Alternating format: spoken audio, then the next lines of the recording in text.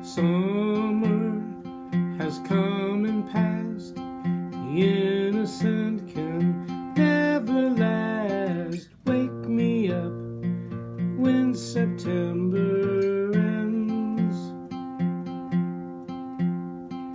Like my father's come to pass, 7 years has gone so fast. Wake me up when September ends.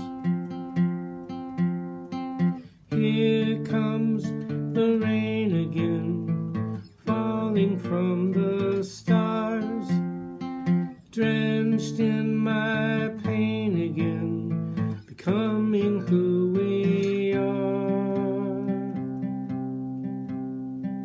As my memory rests, never forget what I lost. Wake me up when September ends. Here comes the rain again, falling from the stars, drenched in my pain again, becoming who we are. Summer has come and passed, the innocent can never last. Wake me up when September ends.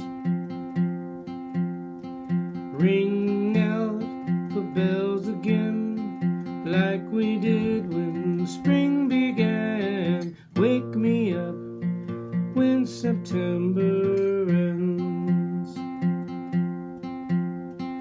Here comes the rain again, falling from the stars, drenched in my pain again, becoming who we are.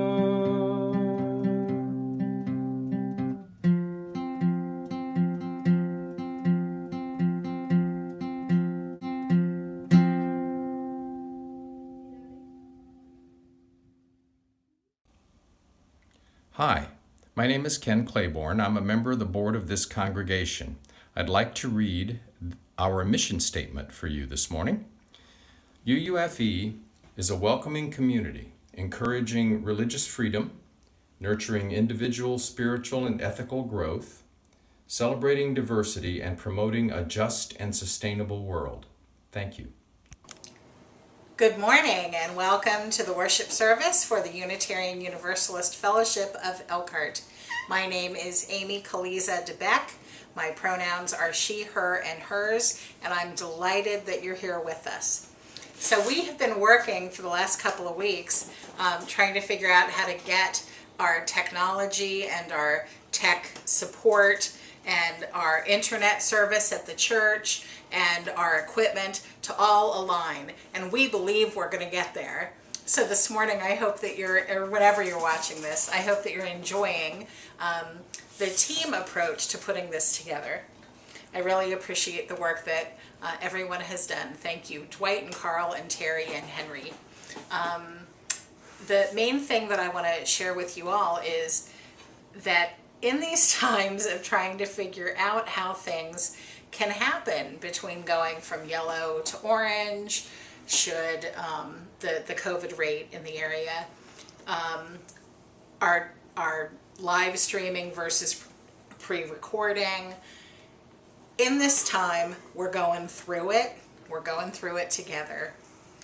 I had hoped, and I still do hope, that next Sunday, September 12th, that we will have figured out a way to have people bring school supplies to be donated and school supplies to be blessed, as well as bringing water for a water communion ceremony.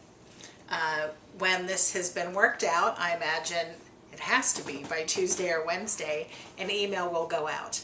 So I'm sure that you'll at least be tuning in next Sunday, but I hope that we have been able to figure out how to safely gather some people and some school things to be blessed, and also some water to be blessed as our holy water for this next year. That was a lot of information, but I'm glad that you're with us, and I hope that you keep coming back and finding out more. And for our Jewish friends, Rosh Hashanah begins at sundown Monday, and it ends Wednesday, and I wish you all a sweet and happy New Year. We ring the gong 3 times. Once for those who have come before us and built a place for us.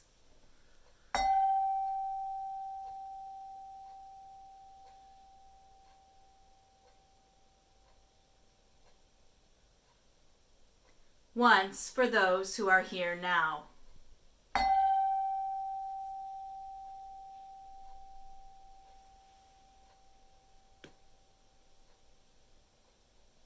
And once for those who will come after us and build on the dream.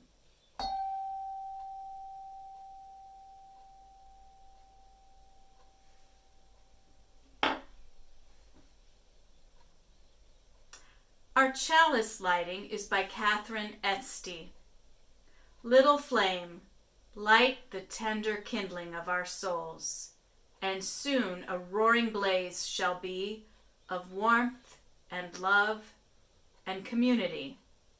From this little spark may a fire of passion spread from heart to heart, and light our way, sweet spirit, and light our way.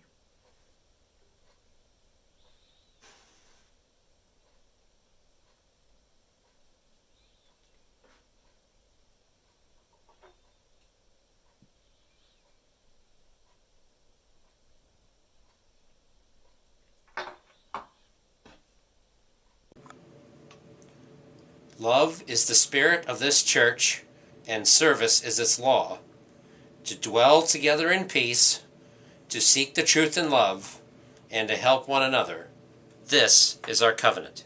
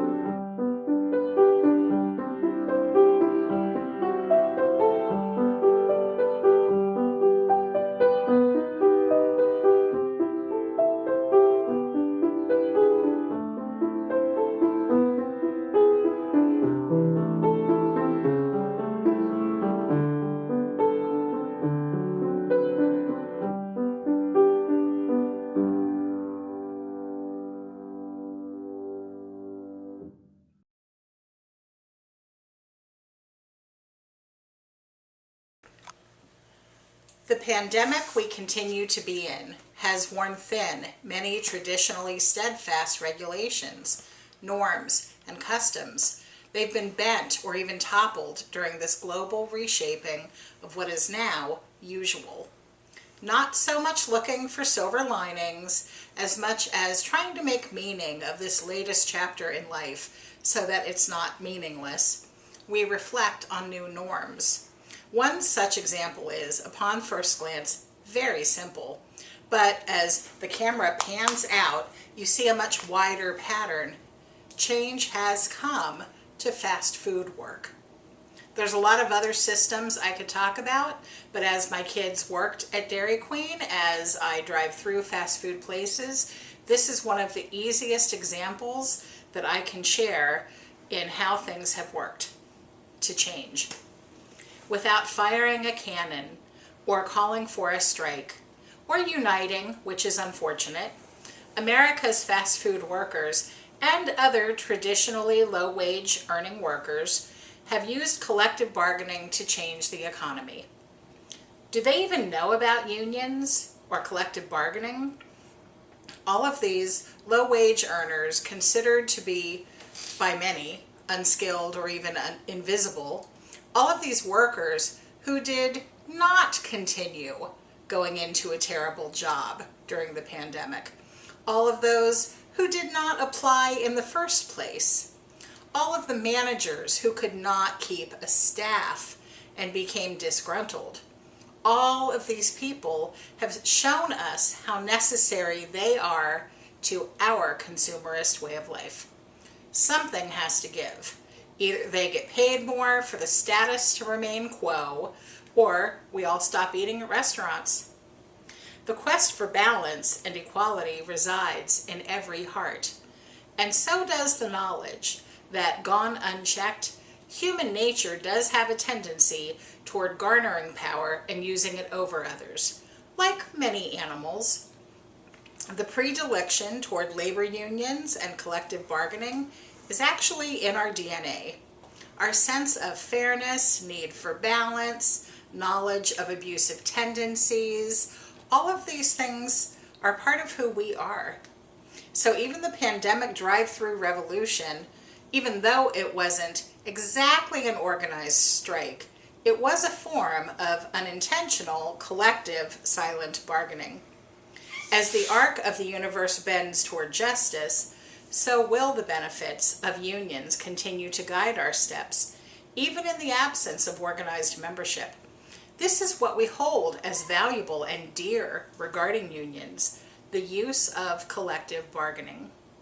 I remember seeing the musical, The Pajama Game, and being astonished that there was a time in U.S. history recently when labor unions were so prevalent in the consciousness of the average middle class, mostly white, American worker that a musical would be made about it, and people would walk around singing the song 7.5 cents. I'll put the link into this service.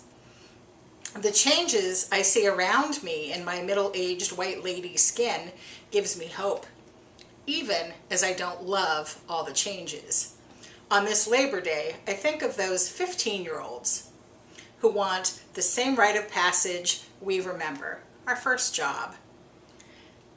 I started a little younger. I babysat, I had a paper route, but my first job was a retail job. I worked at People's Drug Store at the front counter. How about you? Was it a fast food job? Retail? Those jobs teach us about consumerism up close and personal, because the customer is always right. In the scenario that I'm about to unfold, the depiction of a fast food worker being a kid is just meant for this specific depiction.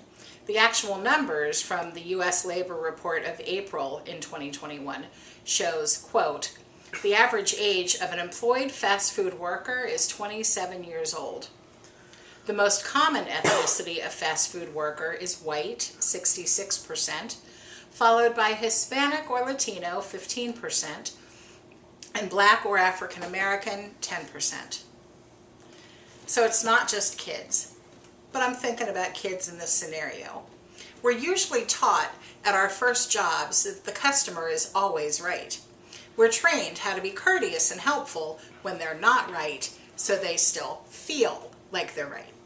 But in today's highly politicized, divided nation, sometimes the customer is not right. Sometimes the customer is not right in the head or the heart. In fact, sometimes the customer is looking forward to being abusive to somebody paid to put up with it.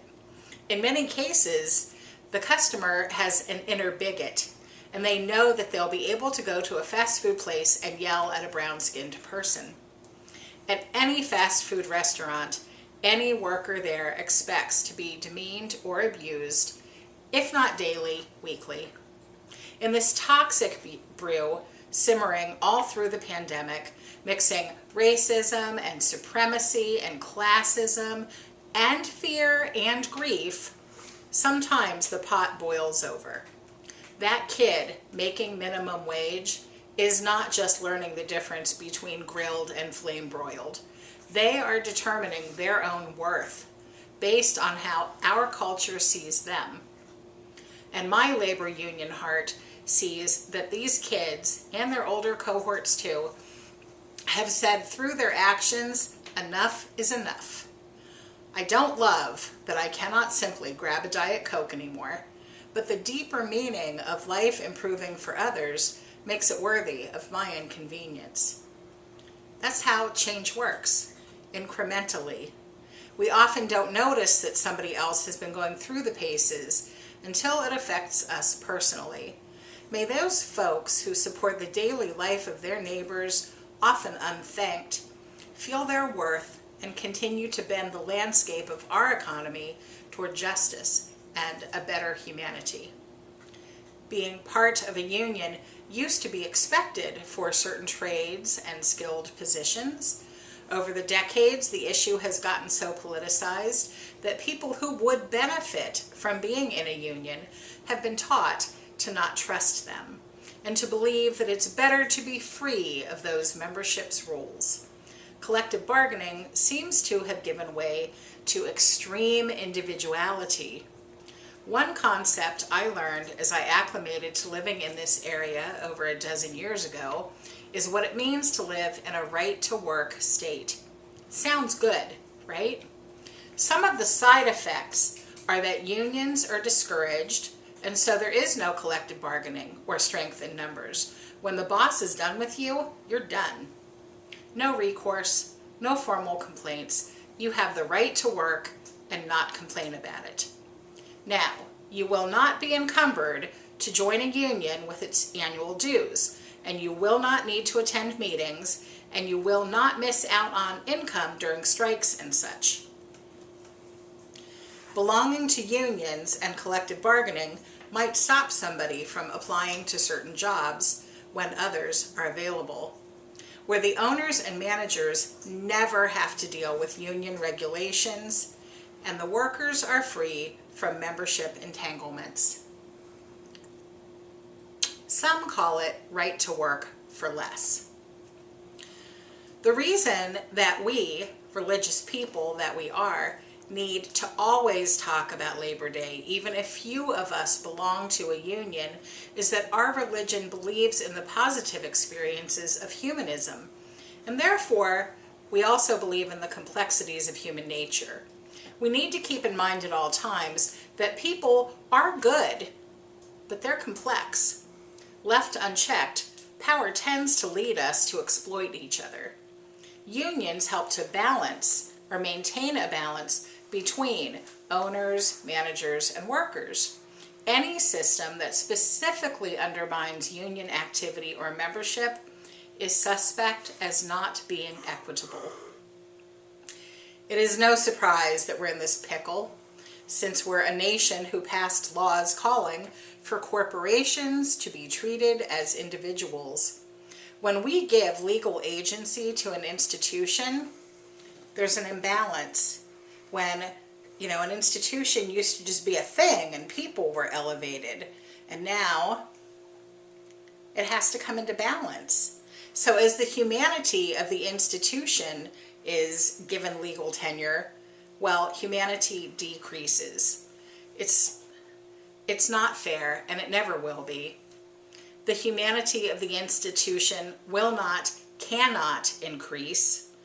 It's not a living entity with feelings or family, and so instead, as balance is sought, people become treated more like inhuman commodities. We always have to be vigilant. We are called to love each other. We're called to build a better world that is more fair, more accepting, and to examine our thoughts and actions for how well we are living our principles. Adopting practices of more sustainable living while in end-stage capitalism makes every step fraught with danger. Danger of having to do self-examination, or maybe even accept change. Some of us will be moderate about our tightrope walk, with an eye toward middle-class, comfortable lifestyle, and using our conscience about poor people and the less fortunate and the climate. But even if we're doing that, we're still interacting with people all over the range. Those who live in communes and create no trash, all the way to those relatives that we visit who don't have recycling bins and don't understand why they ever would. We all have dignity and worth, but we're all getting through these times as we see fit. Labor laws favor those who would be abused otherwise. What is infuriating and frustrating and lots of other words about all of this is that we humans have the ability to believe things that are not only untrue, but that hurt the very people in need of protection. Getting people to vote against their own interests, or act against them, or believe in them, is a spiritual issue. In this time of U.S. history, in end-stage capitalism, when we no longer practice a free market with fairness, but rather keep putting money in the pockets of the 1%ers in what has become an oligarchy, workers need more protection, not less. On this Labor Day, the second one during this pandemic, I have some thoughts and some questions for you. I invite you to look around over the next few weeks and ask yourself, what changes have you seen in the working landscape that have been good? Even if they were born of a deadly pandemic, do you see any good changes? Do you notice any changes in people's work habits, in your own or others, unionized or not?